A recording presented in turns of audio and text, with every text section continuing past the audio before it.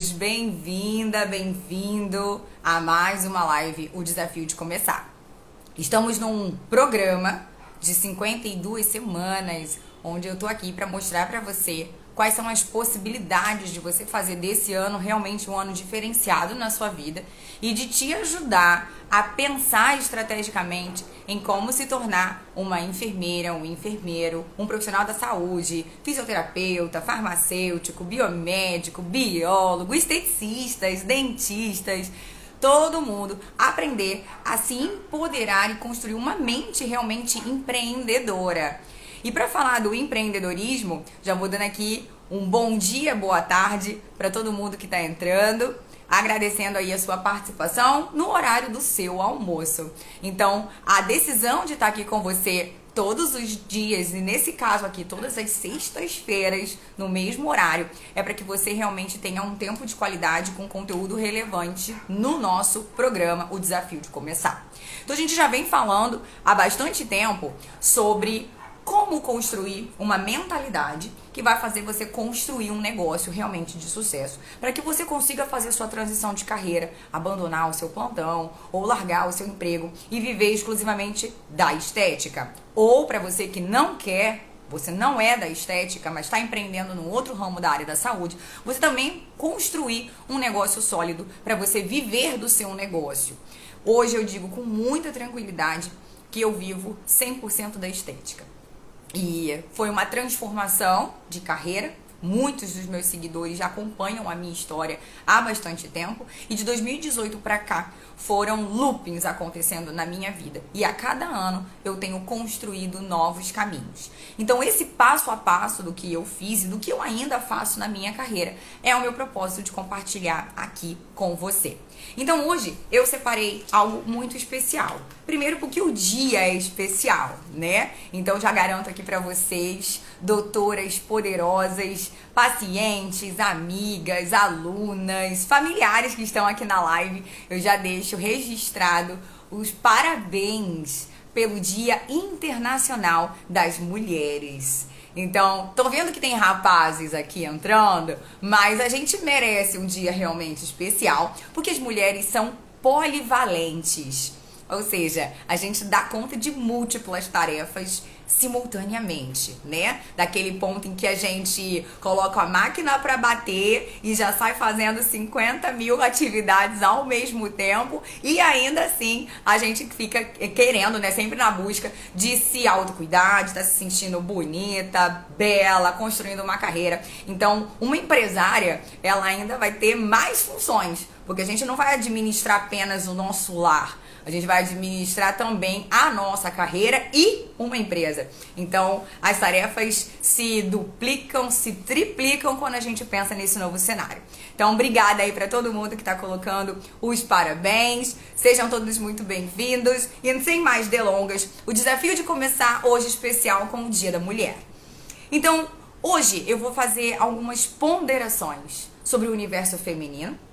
Pode ser polêmico para algumas pessoas, mas o meu papel aqui é fazer com que você reflita sobre essas indagações. Então eu preparei algumas frases que ao longo do tempo, e sendo acompanhada pela terapia ao longo do tempo, foram coisas que eu fui tendo insights e descobrindo que quando eu pensava numa mulher bem-sucedida, eu sempre encarava que para uma mulher ser bem-sucedida, ela precisaria ou ganhar na Mega Sena, ou nascer numa família rica, ou casar com um cara rico, né? E aí, eu vi que eu não tava em nenhum dos três, nenhuma das três possibilidades, né? Eu escolhi um casamento com um cara muito lindo, mas ele não tinha milhões na conta. Não venho de uma família rica e não jogo na Mega Sena. Então, as minhas possibilidades de me tornar milionária eram zero naquele conhecimento e naquela identidade sobre finanças que eu tinha e que vem arraigado do que a minha família sempre me contou e está muito dentro do senso popular, né? Do que as pessoas pensam. Mas veio uma pergunta uma vez, quando eu estava num congresso de empresárias, onde a palestrante perguntou assim: quero que você me diga uma pessoa que você considera bem-sucedida. E quando ela fez essa argumentação, o público inteiro começou a falar e a verbalizar vários nomes. E na minha cabeça, eu só reconhecia pessoas bem-sucedidas do sexo masculino. Então eu sempre digo aqui, vinha Silvio Santos, vinha Geraldo Rufino, vinha vários nomes de empresários, ou seja, homens. Então quando eu enxergava uma pessoa de sucesso, um executivo ou alguém que tinha uma condição financeira que tinha saído do nada e tinha chegado numa condição de um patamar financeiro ou de empresa mesmo sólida e estruturada, eu só enxergava os homens. E aí, numa dessas falas, lá no Congresso, aquela palestrante falou: se você só pensa em homens sendo bem-sucedidos, você tem uma deficiência de entender que uma mulher pode sim se tornar bem-sucedida em todas as áreas da vida. E foi ali que eu comecei a questionar quem era a mulher hoje que eu enxergo como bem-sucedida em todas as áreas. E aqui inclui a vida financeira. E eu comecei uma busca muito grande sobre uma mulher para eu me inspirar. Então hoje eu digo com muita tranquilidade que a gente tem no Brasil mulheres muito tops que começaram do nada, abriram suas empresas, ganham dinheiro, têm as suas famílias, seus casamentos, seus negócios e tudo rodando de uma forma próspera e bem-sucedida. E o ser bem-sucedido, eu não estou falando apenas de uma condição de salário por mês ou do prolabore que você vai tirar. Nós estamos falando de uma vida com todos os pilares organizados. Então hoje eu tenho aqui uma dica para vocês de mulheres que eu considero bem-sucedidas e que eu sigo hoje para ir alicerçando realmente que uma mulher pode estar e fazer o que ela quiser, desde que ela defina que aquilo é importante para ela. Então a gente tem hoje Camila Farani, ela participou do Shark Tank, né? Então ela é uma mulher, uma empresária, uma investidora anjo, uma mulher com muita estrutura mesmo financeira e de pensamento empreendedor. Hoje eu entendo que ela é uma das empresárias de maior sucesso no Brasil. Uma outra empresária, né, super empreendedora, que eu também admiro muito e sugiro que você acompanhe, é Natália Arcuri, onde ela fala de finanças e investimentos para mulheres. E aí ela traz uma proposta muito legal, porque ela entende que a maior parte das violências psicológicas, violências físicas que as mulheres sofrem é porque elas não têm liberdade financeira para dar um basta naquela relação ou para definir, olha, isso aqui não tá mais legal para mim. E aí ela se permite se manter num determinado casamento ou num determinado emprego com um chefe abusador e tóxico, porque ela não entende que ela consegue fazer dinheiro num outro lugar. Então, quando a mulher se torna liberta financeiramente, a gente tem mais liberdade de escolha. Pode parecer redundante, mas é real. Se eu tenho posses, eu tenho condições plenas de viver sozinha, todas as minhas escolhas são pautadas em decisões racionais e não apenas no emocional do que eu preciso manter um casamento ou preciso manter um emprego com abusadores ou relacionamentos tóxicos ou chefes tóxicos, porque eu preciso daquele valor por mês para eu me manter. Então, são falas que eu preciso que você, hoje, mulher que está aqui, entenda. Se eu tenho liberdade financeira, eu consigo mandar qualquer idiota pastar e a gente vai ser feliz onde a gente quiser. Então, falar de liberdade financeira para as mulheres, falar de carreira, falar de empreendedorismo para as mulheres é o que vai fazer com que a gente realmente tenha uma libertação em termos de sociedade. Porque sim, os principais fatos das violências psicológicas que começam geralmente acontecendo, elas são reduzidas a quase zero. Porque se uma pessoa começa a ser agressivo ou ser mais assediador ou a te humilhar, você não vai aceitar. Porque você vai ser dona da sua própria vida, porque você vai ser dona do seu próprio dinheiro. E não que a gente vá precisar ser uma pessoa escrota, arrogante ou prepotente. Não é essa a ideia. Mas você vai ter liberdade para tomar as suas decisões, para definir se você quer ou não manter aquele emprego, se você quer ou não manter aquele relacionamento. Então, Natália Arcuri fala isso com muita tranquilidade, porque a gente tem no Brasil hoje números significativos de mulheres que são assediadas e violentadas dentro dos seus lares e dentro dos seus trabalhos. Você já tinha pensado nisso? Então, eu gostaria que vocês colocassem aqui nos comentários quem é uma empresária de sucesso, uma mulher que você admira, porque ela tem em todas as esferas da vida plenas condições de sucesso. E sucesso não tô falando apenas de dinheiro, eu tô falando de ser feliz, plena e realizada em todas as áreas da vida. Coloca aqui que eu quero ver quem são os nomes que vocês andam seguindo por aí. Então, quando eu penso em ser bem-sucedida, acaba caindo num outro conto. No passado, apenas os homens tinham acesso ao conhecimento, né? E hoje a gente ainda tem muita influência disso nos nossos ambientes de trabalho. Quando a gente pensa que os cargos das mulheres, eles têm salários diferentes dos homens. Por mais que ocupe o mesmo cargo, o salário é diferenciado e existem vários estudos do IBGE sobre isso, existem estudos do Sebrae sobre isso. Por mais que a gente tenha competência técnica, administrativa e científica, quando um homem fala, existe uma autoridade imposta no subconsciente da sociedade do que quando uma mulher fala. Então é só vocês observarem que os grandes doutores, as grandes maravilhosas, os grandes empresários incríveis, geralmente estão com os homens. E aí, eu não tô levantando apenas uma bandeira aqui do feminismo, não é isso. Eu não tô questionando nenhuma apologia ou ideologia de gênero, não é isso. Eu tô querendo apenas pontuar pra você a reflexão do que a sociedade faz com a gente. Então, o que a gente percebe? Que a mulher só sabe cuidar. Então, qualquer condicionamento que eu faça, qualquer postura que eu tome no meu trabalho, é pautado no emocional. Então, os homens falam, olha lá, ó, dormiu de calça. Ou aquelas frases extremamente machistas e escrotas do tipo, nossa, ela tá com TPM. Então, eles sempre olham pra gente com um aspecto muito emocional, que eu não sei lidar com uma determinada situação, que eu não consigo direcionar ou gerenciar um negócio porque eu sou emocional. E hoje, com as soft skills, ou seja, habilidades emocionais, que a neurociência já pontuou, eu consigo sim ter mais gerenciamento das minhas emoções e lidar com os funcionários ou com as adversidades da vida com mais competência. E não dizendo que é mais do que o homem, mas tão boa quanto, exatamente porque eu consigo ter mais empatia e mais sensibilidade sobre algumas coisas que geralmente os homens, por serem mais racionais, interpretam os fatos de uma forma muito mais analítica e muito mais metódica.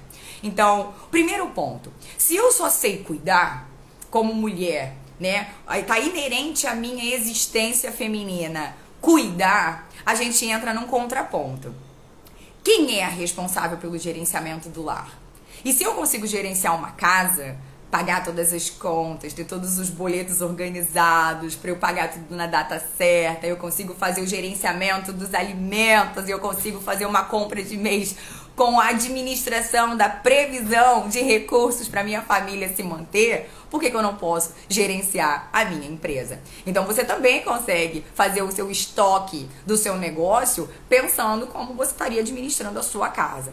Pode parecer sexista essa frase? Pode, mas o que eu tô mostrando para muitas das mulheres que vão assistir, que estão aqui acompanhando, é que a gente tem, de uma forma muito implícita em nós, o gerenciamento. O gerenciamento de todos os recursos que a gente tem. A gente gerencia muito bem o nosso tempo, quando eu tenho que fazer várias tarefas. Eu gerencio muito bem os insumos de dentro da minha casa, quando eu tenho que dividir ou controlar ou avaliar o que a gente vai organizar para se manter com a alimentação adequada para minha família. Então o gerenciamento ele tá inerente ao cérebro feminino. De uma forma não tão analítica, mas tão bem sucedida quanto dos homens. E aí eu quero que você pense mesmo, quem é a mulher bem sucedida hoje, que você reconhece como bem sucedida? Pensa nisso, quando eu falo numa empresária ou num empresário de sucesso, quem vem na sua cabeça? Pensa nisso. Será que você está olhando apenas para o universo masculino como um grande cenário empreendedor? Que só os homens têm competência para fazer dinheiro e realmente ser o provedor do lar? Porque existem muitas mulheres que ganham mais do que os homens. E aí a gente cai num outro conto. Será que os homens estão preparados para ter uma parceira que ganha mais do que ele? Porque isso também gera alguns distúrbios e alguns ruídos na comunicação do relacionamento junto ali no casal. Então, primeiro ponto, eu sei cuidar e eu cuido de todas as esferas que eu me propuser com maestria, tendo os mesmos entendimentos do meu gerenciamento. Outro ponto, mulher não estuda, mulher consegue interpretar fatos de forma subjetiva. Essa é uma outra frase que eu escutei muito ao longo da vida. Como assim mulher não estuda? Mulheres são mais dedicadas, mulheres são mais organizadas no geral, tá? Não tô dizendo que essas qualidades não existam nos homens. Interpretem as minhas falas, pra ninguém vir me cancelar depois. Eu disse que a live ia ser polêmica pelo dia especial que a gente tem. Mas mulheres estudam também. O que eu percebo hoje, e aqui eu vou polemizar de forma provocativa pra você, é que as mulheres têm mais preguiça intelectual. Os homens, eles costumam buscar mais estudos, mais fundamentos científicos para pautar e elaborar o seu campo de ideias.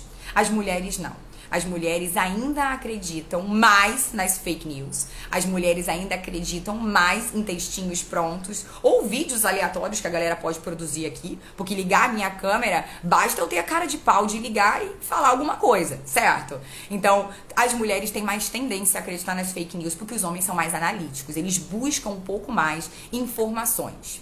E aí, nossa, mas isso faz sentido?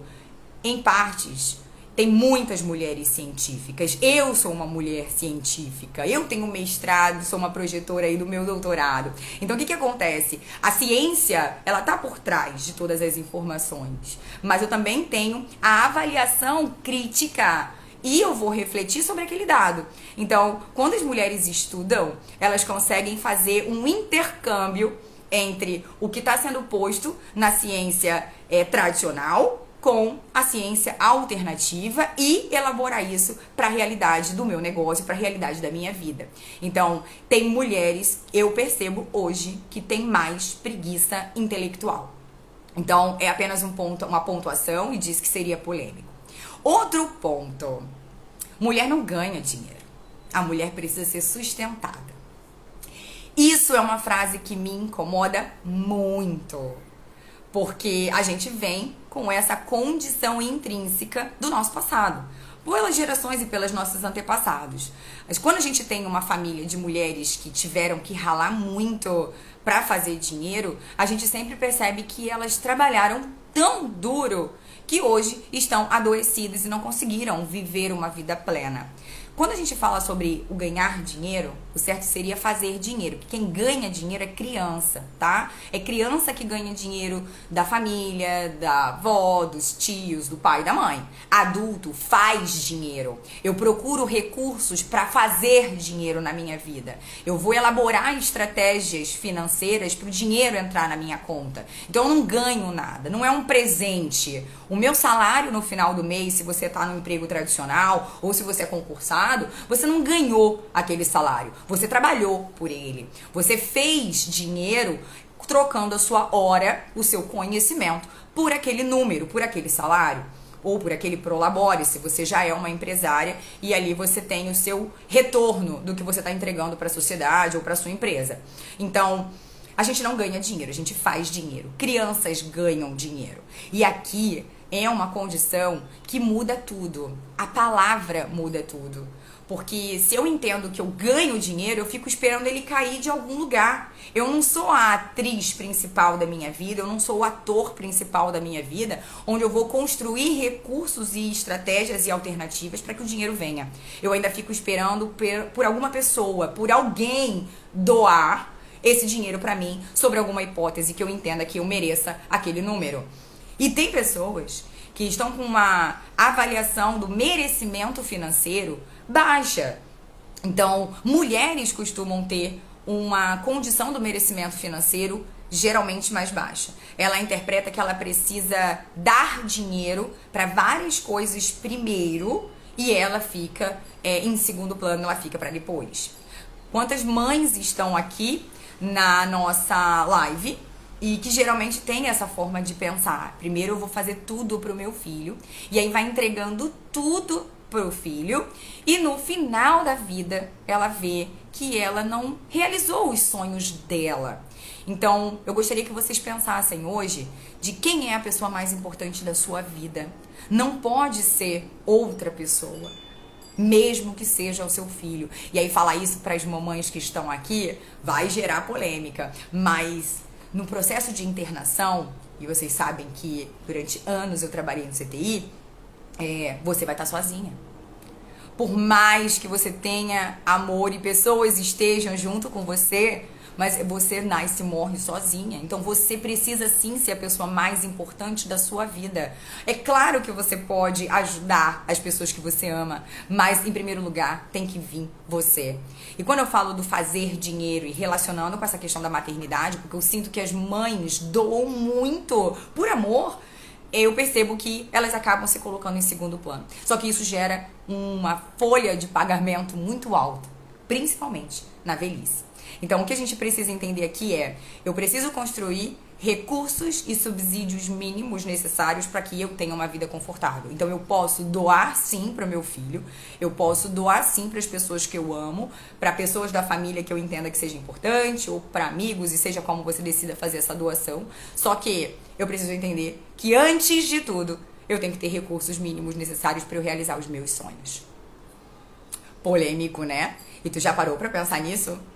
Porque eu percebo que as mulheres, de uma forma de construção social e historicamente falando, nós somos o tempo todo bombardeadas de que eu tenho que cuidar de todo mundo.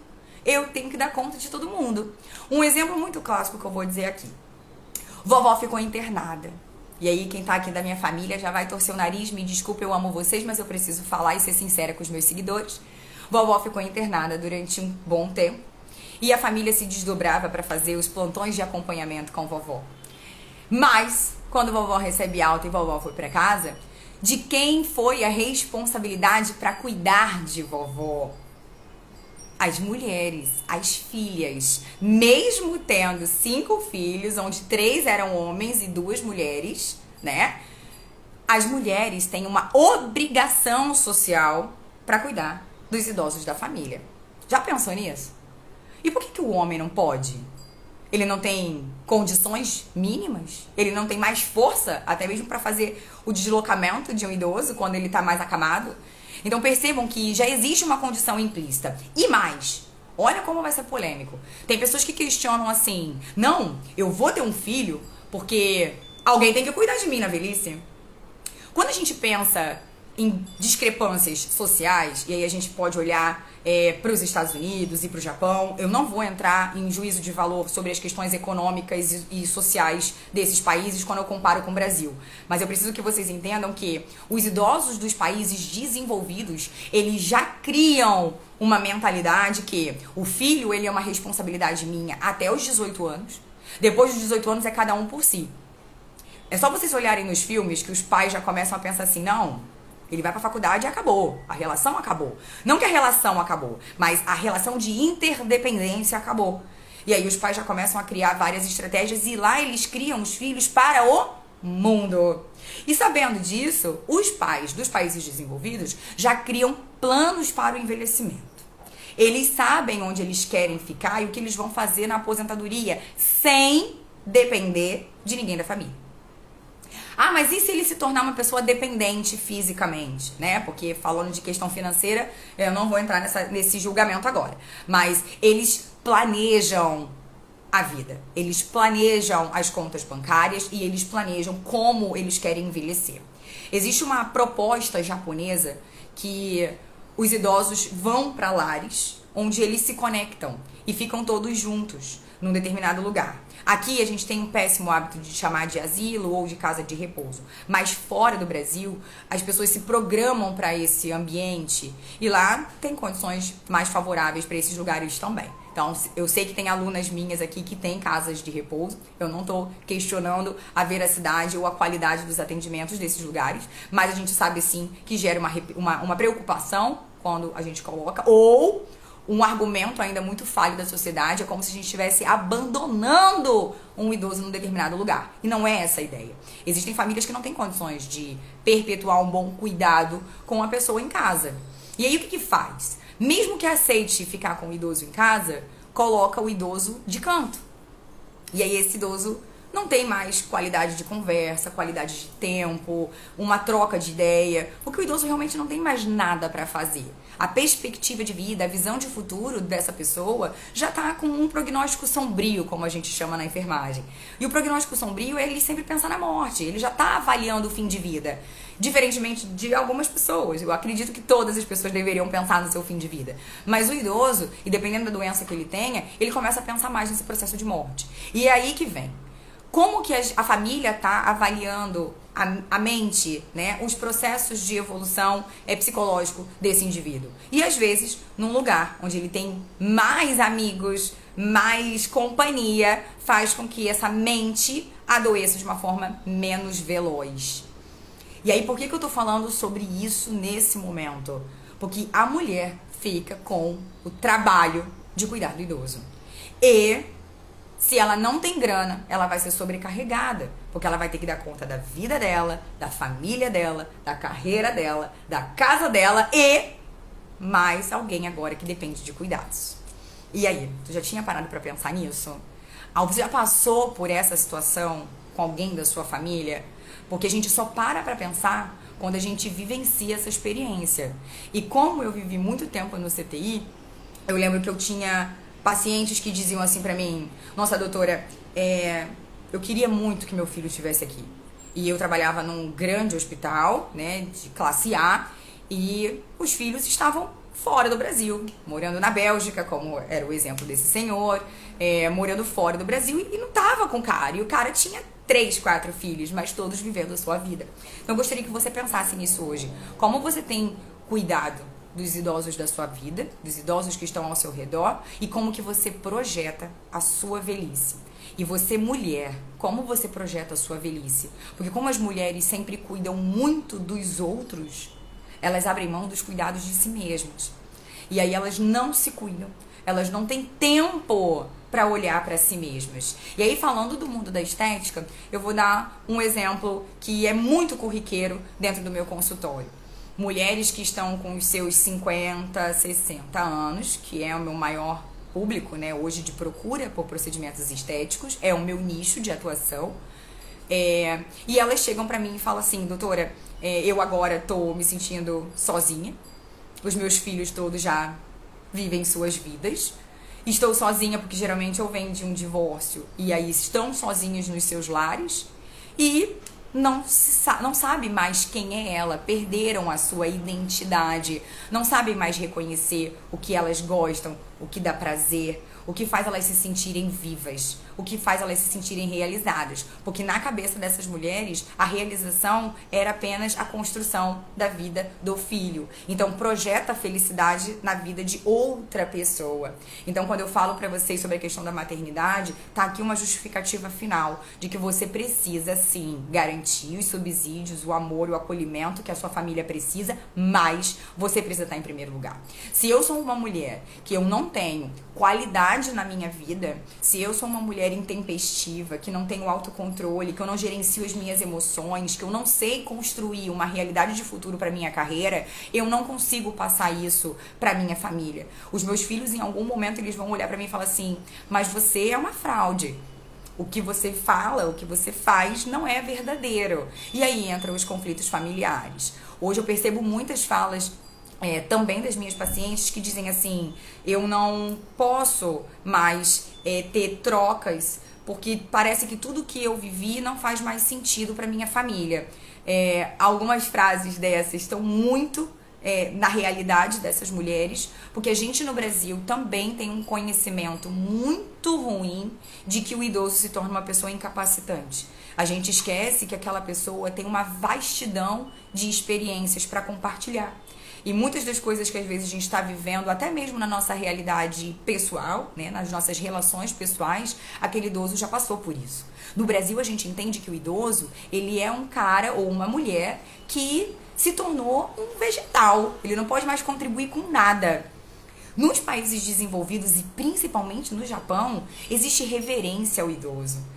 Eles são convidados para dar consultorias, voltando para o nosso mundo empreendedor, porque eles já viveram e alicerçaram grandes empresas. Então eles são convidados para passar as experiências que eles têm, para que nós, um pouco mais jovens, não cometam os mesmos erros. Tu já pensou nisso? Eu lembro que antes da minha avó falecer, e essa live tá numa conotação hoje um pouco mais emocional, propositalmente, a minha avó passou muito tempo comigo na minha casa. E o meu momento com ela, talvez por alguma influência espiritual, eu queria saber tudo que minha avó fez na juventude dela. Então eu perguntei muitas coisas. E naquele momento, a gente estava na época de pandemia, né? Muito tempo em casa, ocioso. Eu não gasto tempo com televisão, eu não vejo Netflix, vocês já sabem disso. E o meu tempo de qualidade com a minha avó era eu ouvir as histórias dela. Então eu descobri que muitas das coisas que minha avó amava na juventude são coisas que eu amo até hoje. Então eu consigo hoje reconhecer muitos traços emocionais do que os meus antepassados viveram. Então isso é reconhecimento e validação de onde eu vim. É reconhecer que aquela pessoa tinha experiência para te passar. Então hoje, quando eu penso na minha avó, que já não tá mais aqui, eu lembro de muitos dos conselhos que ela me dava, principalmente nos meus momentos de desafio e de obstáculos da vida. Vou dar um exemplo para as mulheres que estão aqui. Vovó me ensinou que um casal nunca pode dormir brigado. E que a cama do casal não é lugar de discussão. O lugar de discussão é na mesa do jantar ou no sofá da sala, no momento íntimo de reunião mesmo. Para você que tem um casamento, o casamento é uma empresa. São duas pessoas que decidiram construir algo juntos. E se você não lidar com o seu casamento como uma empresa, lidar apenas com o mundo emocional e do ataque, o seu casamento vai falir. E você vai ter aí um processo de divórcio. É fácil? Não é fácil. Mas eu vou dar uma dica para as mulheres que estão aqui. Quando eu tenho que tomar uma decisão muito importante na minha vida, principalmente quando envolve dinheiro, eu e meu marido, a gente senta num restaurante pra gente poder conversar. Ou quando é alguma coisa muito grave que me magoou, a gente senta no restaurante. Por que no restaurante, doutora Caroline? Porque lá ninguém grita. Porque no restaurante as pessoas têm vergonha do outro. E a gente ainda tem essa coisa na nossa mente de que o outro não pode saber. Tu pode quebrar o pau dentro da tua casa, mas na rua todo mundo é lindo. Então, foi uma alternativa que eu criei na minha vida, tem dado certo. Essa foi uma proposta terapêutica que eu recebi antes do meu casamento, de uma líder espiritual. Então, essa foi uma alternativa que a gente criou. Por quê? Ninguém quer passar vergonha na rua. Apesar que tem gente que não liga pra isso não, mas a maioria das pessoas não querem passar vergonha na rua. Então, é uma estratégia que eu criei. Então, a gente tem reuniões para falar de coisas que a gente considera importante. Porque lá, eu sei que não vai ter escândalo, ninguém vai gritar, ninguém vai fazer nenhum processo de toxicidade, sabe, com as emoções naquele momento.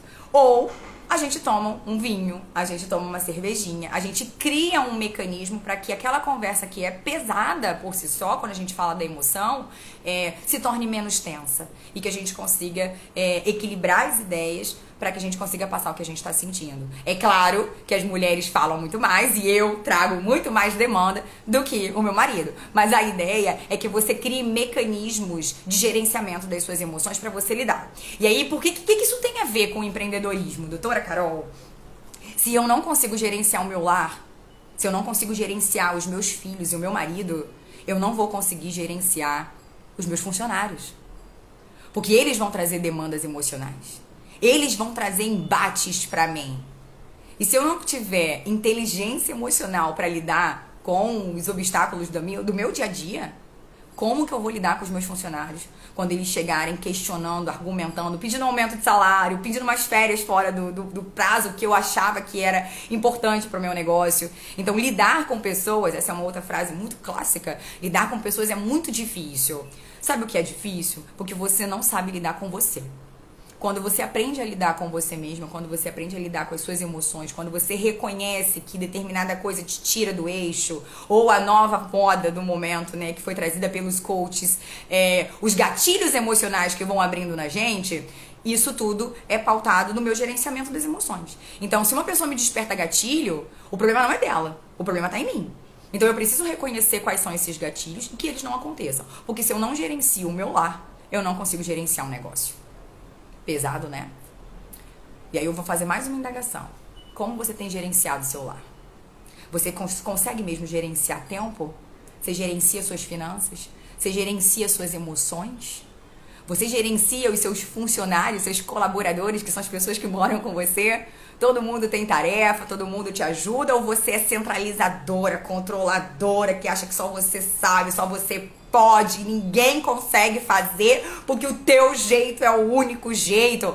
Você não vai conseguir ser uma empresária. Porque o empresário que tem esse pensamento centralizador, ele não consegue delegar função. E ele vai estar sempre ali espizinhando o funcionário ou criticando o funcionário porque só o jeito dele que é o certo. E aí você não vai conseguir viver os benefícios de ter um negócio que rode sozinho.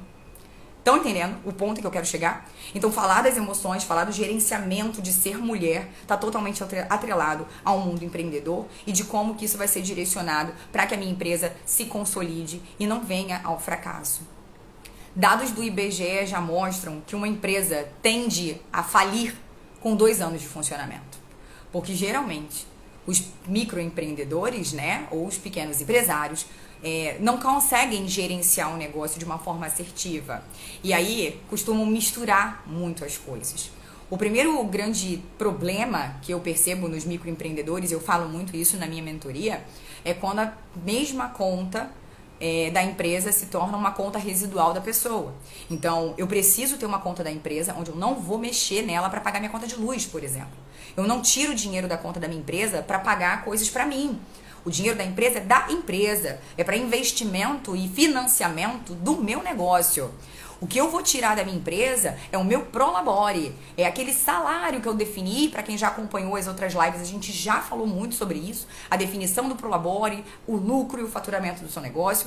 Então, eu preciso ter clareza gerencial para que eu não crie uma bola de neve e me torne uma estatística do Sebrae, de que o meu negócio vai tender ao fechamento, né, com pouco tempo.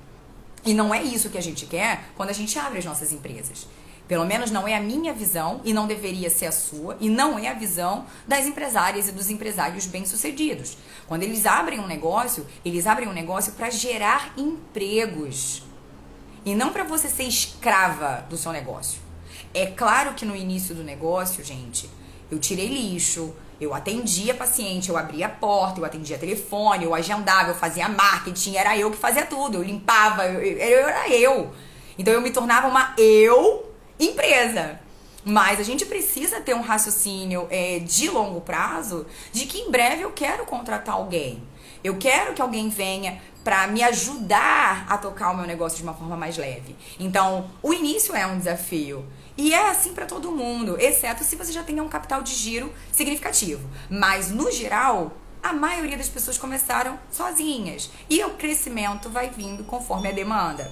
Então, o que eu preciso que você saia dessa live hoje é com a consciência de que para eu gerenciar um negócio, eu preciso primeiro gerenciar a minha vida. Sabe aquela coisa que a gente fica assim, se isso fosse tão bom, a vida dela já estava transformada? A gente falou muito disso na época que os coaches estavam em alta. E a gente falava dessa coisa, né? Do tipo, se é tão fácil ganhar dinheiro, então por que ele não é milionário ainda? Tudo tem um processo, gente. Para as nossas carreiras, para os nossos negócios e para a nossa vida. Então, o processo vai acontecendo gradativamente. E eu preciso ter responsabilidade e a paciência de entender que cada um vive o seu processo no seu tempo. E o que vai fazer com que uma pessoa tenha um sucesso muito rápido comparado à outra? Atitudes de gerenciamento de emoções, de atitude, de visão de futuro. O gerenciamento de todo um processo que vai fazer com que o seu negócio realmente se consolide, tá? E essa visão também pode estar atrelada em todas as áreas da sua vida. Então, quero que você coloque aí, eu vi que algumas pessoas já colocaram, né? Uma mulher rica, bem-sucedida. E aqui o bem-sucedida eu não tô falando apenas da parte financeira, tô falando de todas as etapas, mas como que é essa relação? Quando você olha para um empresário, você acha que... Quando você olha para uma empresária, vamos criar um panorama mental aqui. Vocês veem uma mulher linda, poderosa, numa Porsche ou num carro esportivo chiquérrimo. O que tu pensa? Essa mulher ganhou esse carro do pai. Ela vem do pai rico. Ou essa mulher é casada com um cara rico. Ou você olha pra ela e fala assim: caraca, essa mulher conseguiu comprar um carrão desse. Fala a verdade. O que você pensa quando tu vê uma mulher num carrão? Tu pensa que foi ela que conquistou, ela que comprou, porque ela batalhou, porque ela é bem-sucedida? Ou o primeiro pensamento é: ou ela é filha de gente rica, ou ela é casada com gente rica. Vocês entendem que aqui entra a sua possibilidade de fazer dinheiro de verdade. E isso vai estar embutido na valorização do seu trabalho. Na hora em que eu não consigo fazer o preço e cobrar o valor que eu mereço no meu consultório, na minha empresa. Porque se eu acredito que só ganho dinheiro de uma pessoa externa, como que eu vou fazer dinheiro com o meu consultório? Eu não vou saber precificar. E é o maior tabu da galera. É o que eu mais pego de desafio das mentoradas. Por favor, me ajuda a precificar, porque eu tô pagando para trabalhar. Então, assim, percebam como tem várias nuances que vai fazendo com que o seu valor não chegue e que esse dinheiro não consiga ser facilmente cobrado por você. E aí as mulheres têm muita dificuldade de vender. Bota aqui. Quais são as mulheres que têm dificuldade para vender? Eu escuto muito das mulheres assim, nossa, mas eu jamais trabalharia com venda. Deus me livre se eu dependesse disso. Você só consegue ficar rica quando você vende alguma coisa. O seu salário, ele bate num teto e ele fica ali. E a tendência com a inflação é com que o seu salário cada vez diminua mais. Então, por mais que tu tenha um salário top hoje, ele vai ter um impacto daqui a 10, 15 anos. Então, se eu não vendo nada, eu não consigo aumentar a minha margem financeira. Vocês conseguem entender? E percebem como o entendimento emocional de uma mulher faz toda a diferença para os ganhos? E esses ganhos aqui, eu tô falando de todas as formas de investimento financeiro. Então, voltando para essa condição do que a gente ouve e do padrão emocional que mantém as mulheres em algumas situações que dificultam mais a gente empreender comparado aos homens. Minha mãe dizia, e aí minha mãe tá aqui na live, beijo mãe. Minha mãe dizia que não existe amiga. A minha única e verdadeira amiga era ela. Que eu não posso confiar em ninguém. Mãe, eu te amo e eu sei que você falava isso apenas pra me proteger. Mas quando as nossas mães falam isso pra gente, eu não consigo confiar em ninguém. Então, do mesmo jeito que o casamento se torna um desafio porque eu não confio no marido, eu também não vou confiar em nenhuma outra pessoa e jamais vou construir parcerias e sociedades de sucesso, porque eu sempre vou desconfiar que tem outra pessoa querendo me passar a perna. Então as minhas relações interpessoais vão se tornando tóxicas, porque a minha visão de vida vai colocando que todo mundo que está ao meu redor quer me passar a perna. Vocês entendem como pequenas frases e pequenas construções emocionais vão trazendo a gente para um limbo de investimento e de crescimento? Porque quando eu tenho parcerias bem-sucedidas, quando eu confio que outra pessoa vai me fazer ganhar mais dinheiro, vai me possibilitar fazer mais dinheiro no meu negócio, eu confio que aquele parceiro ou que aquela parceira de negócios também quer crescer financeiramente.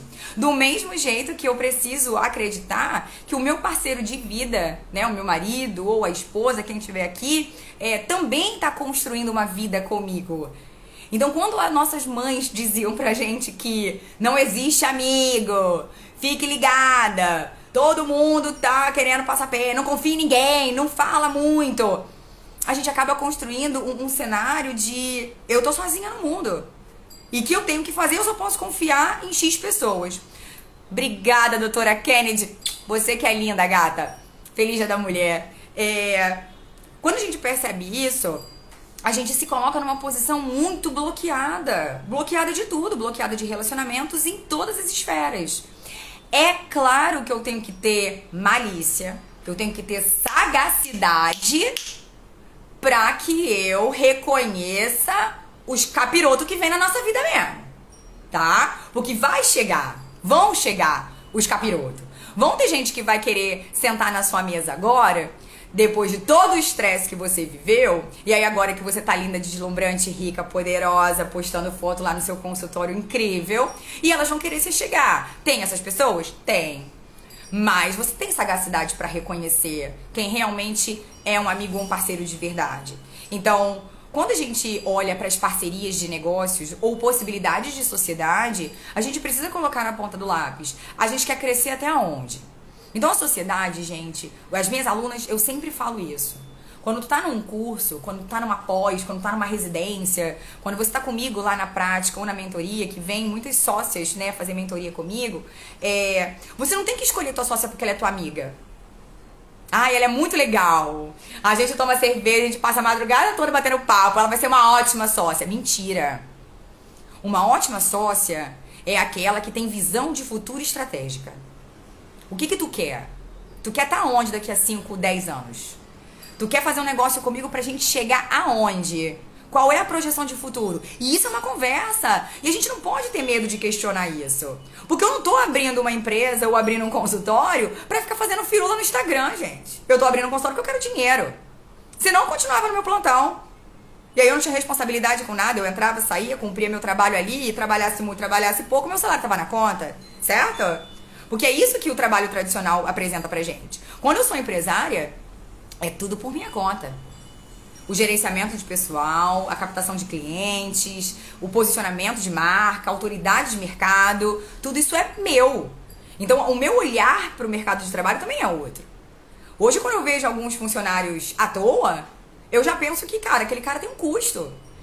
E eu não sei, você que tá aqui e ainda trabalha na CLT ou é concursado, o seu custo é alto. Ah, o dono da empresa lucra? Lucra. Né? Dependendo do nível que tá o negócio. Mas até ele lucrar, tem um peso. A não ser que a gente esteja falando de grandes redes. Se a gente vai falando de hospital, por exemplo, é claro que a gente sabe muito bem que os caras lucram muito dinheiro com uma mão de obra qualificada e pagando baixos salários. Mas a ideia do empresário, gente, goste você ou não, é dinheiro. O hospital é uma empresa. O hospital não tá preocupado se você vai melhorar. Ele não vai te indicar um tratamento, ou uma internação, ou uma cirurgia pra lucrar porque ele está muito preocupado com o seu bem-estar. Me desculpa, vamos ser sinceros? Eles estão preocupados com o dinheiro que vai vir pro bolso. Vocês sabem quanto custa um paciente dentro de um CTI? Quem foi meu aluno na graduação, a gente fazia essa conta.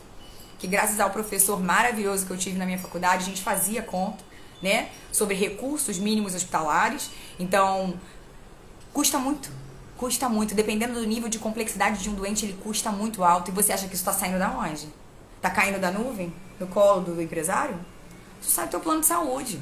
Ou dali da conta que você vai ter no final, né, pra pagar. Então, a gente precisa ter a coerência e a condição analítica de perceber que tudo é dinheiro. E que as empresas querem lucro. E que realmente tem pessoas de bom grado que querem fazer bons trabalhos, que querem fornecer bons tratamentos, que querem promover saúde, conforto e bem-estar. Mas eu tô falando das grandes redes, eles não estão preocupados se você trabalha muito, se você trabalha pouco. Eles querem o processo de trabalho garantido para que eles tenham a acreditação ou para que eles consigam ali estar bem posicionado no mercado, para o plano de saúde dele estar no topo, para que ele tenha mais clientes. Todo mundo. As minhas alunas e as minhas mentoradas sempre falam assim: ai, doutora, o meu problema é que eu quero mais cliente. Todo mundo quer cliente. Você acha que a Coca-Cola investe bilhões em propaganda porque ela quer que você seja feliz bebendo um copo de Coca-Cola? Não, ela quer vender.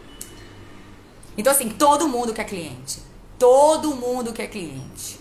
Não existe uma pessoa que esteja hoje aqui na rede social posicionando marca que não queira cliente. Todo mundo quer crescer sua cartela e seu portfólio de clientes. Todos. Não importa qual é o seu produto, não importa qual é o seu serviço. Então a gente precisa compreender que existem processos para que isso aconteça também. E para que eu faça tudo isso, eu preciso saber vender. Eu preciso saber me posicionar.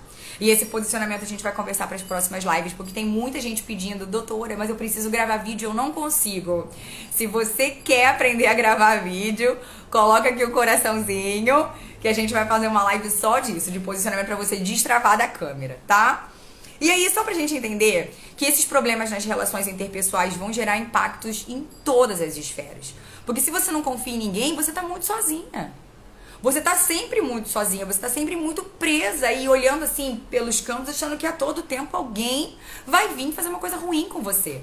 Então perceba como as falas vão construindo ideias pra gente sobre futuro, sobre relações, sobre realidades, vão construindo expectativas sobre o nosso futuro e que vão impactar diretamente no sucesso da nossa profissão, no sucesso do nosso negócio, no sucesso da nossa clínica e do nosso consultório.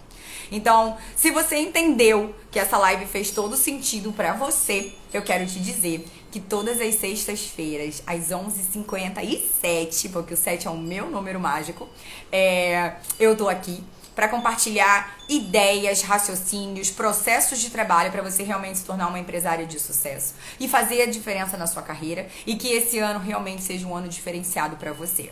Agora, se você quer que eu olhe para você, entenda o seu momento, entenda o seu negócio e que a gente comece a construir o seu consultório e a sua clínica do mais absoluto zero, eu tenho uma mentoria especial para você. É só digitar "Quero Começar" que eu te mando todas as informações dessa nossa mentoria. Os encontros são online, uma vez na semana, e existem processos onde eu te direciono completamente. Eu pego na sua mão e eu mostro para você tudo que eu fiz e tudo que eu faço no meu consultório, com planilhas de precificação direcionada para a tua realidade, seja em qual lugar do país você esteja, listas de fornecedores, possibilidades de processos de trabalho com protocolos institucionais e os POPs, todas as informações necessárias para você fazer a sua clínica ser bem sucedida e, claro, como fazer essa abertura dentro do nosso conselho e dentro dos órgãos regulamentadores de forma adequada, segura, ética, para você realmente começar a fazer dinheiro com o seu talento. Então, se esse momento é para você, digita "Quero Começar". Agora, se você também quer pegar mais dicas aqui, toda sexta-feira, 11h57, eu tô com você. Beijo no seu coração, feliz Dia da Mulher e vamos brindar porque a gente merece. E se você quiser, ouse hoje de brindar, de fazer um bom jantar, ou agora o almoço já tá passando, mas faça um bom jantar, comemore a vida, comemore o seu direito de estar e fazer o que você quiser, do jeito que você quiser. Se permita ser uma mulher livre, livre das amarras e livre de tudo o que a sociedade diz que eu tenho que fazer, porque como o Jojo Todinho fala, não sou obrigada a nada. Beijo no seu coração, até a próxima live.